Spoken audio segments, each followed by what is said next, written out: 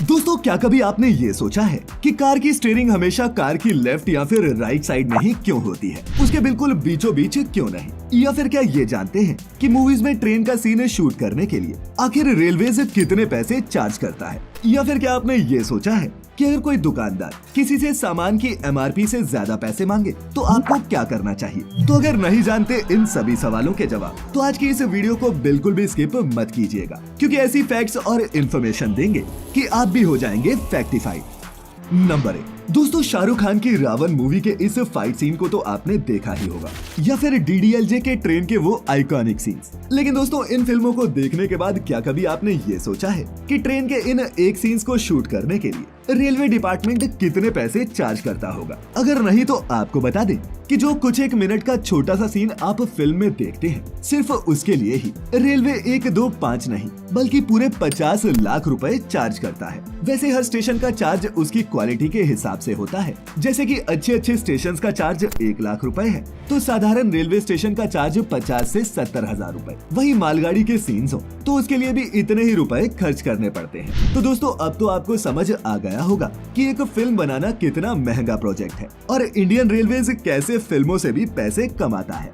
Number 7, दोस्तों, red bull energy drinks में दुनिया का एक बहुत बड़ा ब्रांड है और इसे पीने वाले इसे एक स्टेटस सिंबल की तरह लेते हैं। लेकिन अगर आपने भी कभी रेड बुल पिया हो तो ये नोटिस किया होगा कि इसका टेस्ट इतना भी अच्छा नहीं होता कि सब उसे पीने के लिए तरसने लगे। लेकिन फिर इसमें ऐसा है क्या कि लोग रेड बुल को इतना पसंद करते हैं? क्या कभी आपने सोचा है? तो दोस्तों, बता दें कि इसके पीछे रेड बुल ड्रिंक का टेस्ट या फिर उसका कॉम्पोजिशन नहीं, बल्कि इस कंपनी की एक सोची समझी मार्केटिंग स्ट्रेटेजी है। अपने शुरुआती दौर में जब रेड बुल बहुत डिमांड में नहीं थी, तब इसके ओनर को एक आइडिया आया और उन्होंने थिएटर्स और मॉल्स के बाहर खाली रेड बुल की बॉटल्स को डंप करना स्टार्ट कर दिया। धीरे धीरे ये देख लोगों को भी लगने लगा कि इसे तो बहुत लोग पीते हैं और इस तरह से रेड बुल ड्रिंक पॉपुलर होता गया।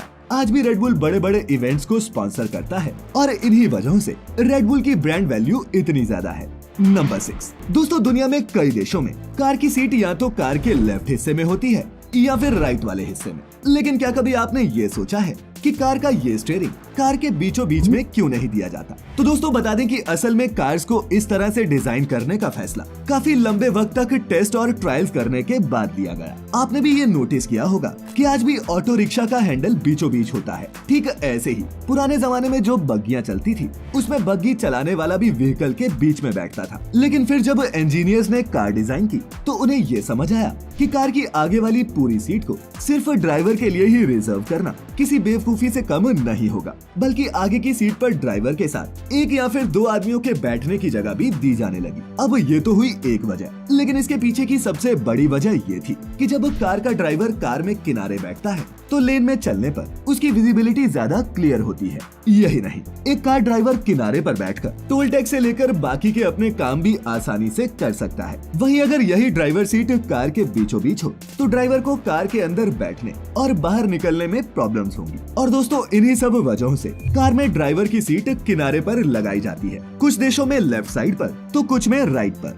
नंबर 5, दोस्तों, कई बार आपके साथ भी ऐसा हुआ होगा जब आपने कोई पैक्ड आइटम खरीदी हो और दुकानदार आपसे MRP से ज्यादा पैसे मांग रहा हो, कभी फ्रीजिंग चार्ज के नाम पर तो कभी कुछ और। लेकिन क्या आपको पता है कि ऐसा करना कानूनन जुर्म है और आप इसके खिलाफ एक्शन भी ले सकते हैं। इसीलिए अगर कोई दुकानदार आपसे ऐसी धोखाधड़ी करने की कोशिश करता है और आपके पास उस बात को आधार देने के लिए जरूरी सबूत है, तो आप इसकी शिकायत घर बैठे ही SMS, फोन या फिर कंज्यूमर हेल्पलाइन के पोर्टल पर ऑनलाइन भी कर सकते हैं, जिसके बाद इस संस्थान की तरफ से आपको खुद संपर्क किया जाएगा और जांच पड़ताल करने के बाद आपकी प्रॉब्लम का सॉल्यूशन आपको दिया जाएगा। नंबर 4, दोस्तों, क्या आपको भी हॉरर फिल्में देखते हुए डर लगता है या फिर ठंड या फिर सिरहन महसूस होने पर भी आपके रोंगटे खड़े हो जाते हैं? तो क्या आपने कभी ये सोचा है कि हमारे बाल यूं खड़े क्यों हो जाते हैं? इसके पीछे की असली वजह क्या है? तो दोस्तों, आपको बता दें कि गूज़बम्प्स यानी कि रोंगटे खड़े होने की ये क्वालिटी हमें अपने पूर्वजों से मिली है, क्योंकि ह्यूमन एवोल्यूशन की शुरुआत में इंसानों के शरीर के बाल काफी लंबे होते थे और ये सर्दी और बरसात के वक्त गूज़बम्प्स की मदद से इंसान की स्किन को सर्दी से बचाने का काम करते थे और बॉडी के टेम्परेचर को मेंटेन रखते थे। लेकिन धीरे धीरे जब इंसान ने इन सभी मौसमों का सामना करना सीख लिया तो इनकी जरूरत कम होती गई और इंसानों के शरीर पर भी बाल घटते गए। खैर, आज के दौर में गूज़बम्प्स आने के कई कारण हैं, जैसे खुशी में, दुख में, घबराने पर या फिर डरने पर।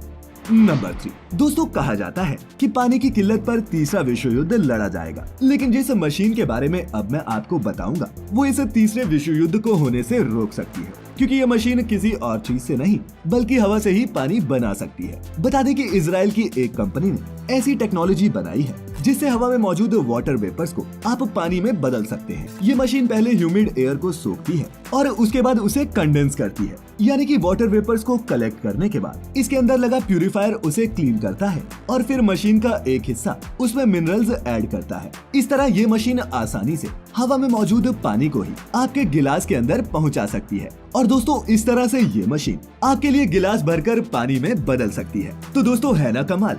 बता दें कि इसे बनाने वाली कंपनी का नाम वाटरजेन है और ये दुनिया की इतनी बड़ी प्रॉब्लम का सॉल्यूशन निकालने की कोशिश कर रहे हैं जिसका हम और आप अंदाजा भी नहीं लगा सकते। नंबर 2, दोस्तों साल 2002 में एक बहुत ही अजीबोगरीब घटना हुई कि गुजरात के वडोदरा में एक किसान पास के जंगल से एक गाय को लेकर आया और उसी रात उस गांव के कुत्ते खूब जोर जोर से भौंकने लगे और फिर कई दिनों तक ये सिलसिला चलता रहा। फिर एक रात को गांव वालों ने इसकी वजह जानने के लिए रात भर जागने की सोची और फिर उन्होंने जो पाया उसे देखकर सब हैरान हो गए। उन्होंने देखा कि उस गाय के पास एक तेंदुआ उसे गले लगाए बैठा है। ये तेंदुआ रोज वहाँ आता और कुछ घंटे बिताने के बाद वापस चला जाता। गाय भी उसे ऐसे चाटती जैसे कि वो उसकी माँ हो। वो उसके कान गर्दन चाटती और उसे बेहद प्यार करती। अब दोस्तों, इससे भी ज्यादा हैरानी की बात ये थी कि उस गाय के आसपास ही कई बकरियां भी बंधी हुई थी, लेकिन उस तेंदुए ने कभी भी उन बकरियों को कोई नुकसान नहीं पहुंचाया। अब इन दोनों जानवरों के बीच के इस रिश्ते की क्या वजह थी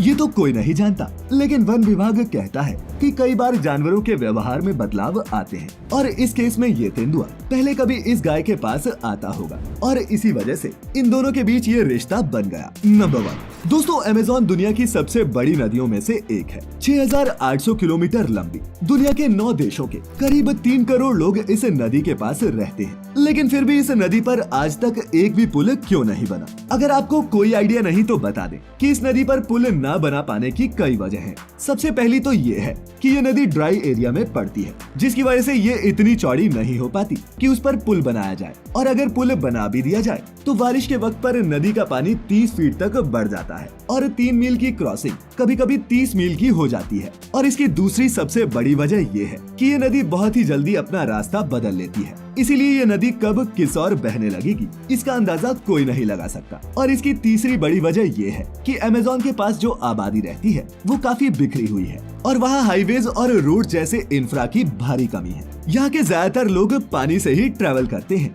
इसीलिए यहाँ पुल बनाने की ज्यादा जरूरत महसूस नहीं होती। तो दोस्तों, आज के इनक्रेडिबल फैक्ट्स के इस सफर में फिलहाल इतना ही। वीडियो अच्छी लगी हो तो अपने दोस्तों के साथ भी इसे जरूर शेयर करें और ऐसी सभी इंटरेस्टिंग और अमेजिंग इन्फॉर्मेशन के लिए जुड़े रहे फैक्टिफाइड हिंदी के साथ। तो फिर मिलेंगे किसी ऐसी ही वीडियो में, तब तक के लिए आपका बहुत बहुत शुक्रिया।